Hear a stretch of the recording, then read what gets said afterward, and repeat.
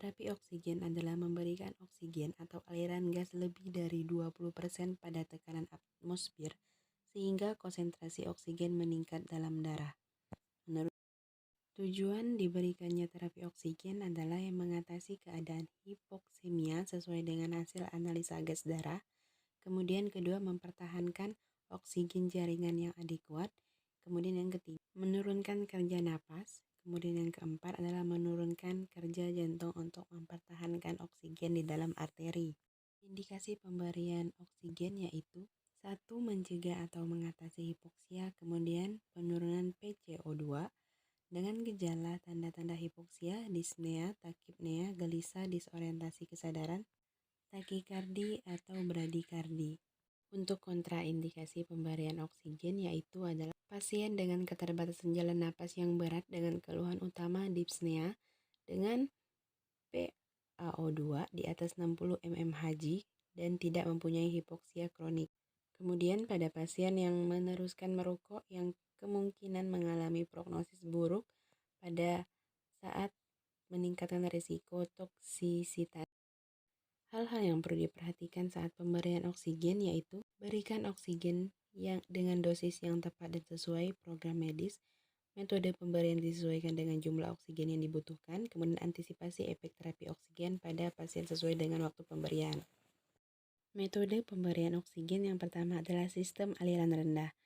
Nah, sistem aliran rendah ini ada low flow, low konsentrasi, yaitu adalah nama alatnya kateter nasal.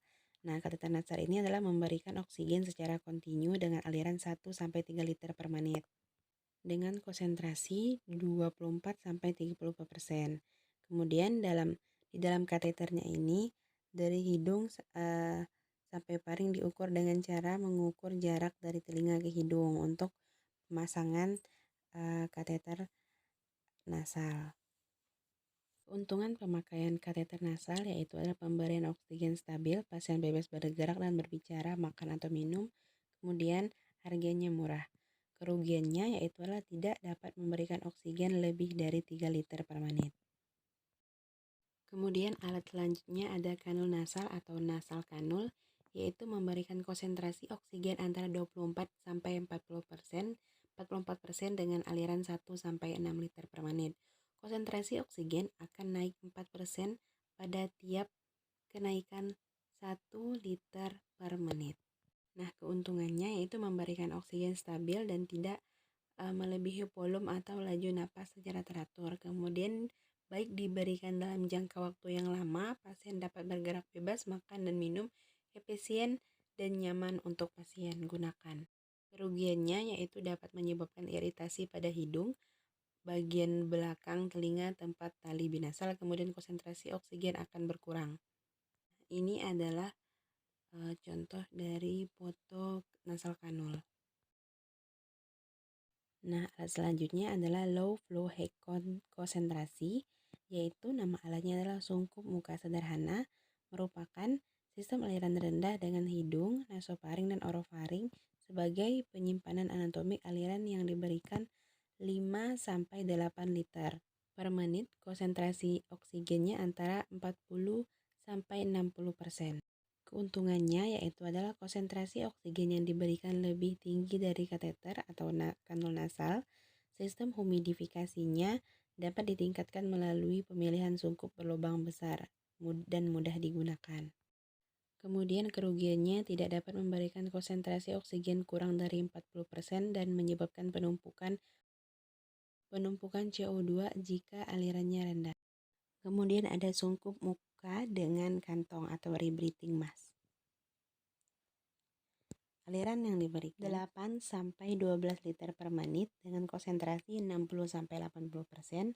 Udara inspirasi sebagian bercampur dengan udara ekspirasi. 1/3 bagian volume ekhalasi masuk ke kantong. 2/3 bagian volume ekhalasi melewati lubang-lubang pada bagian samping.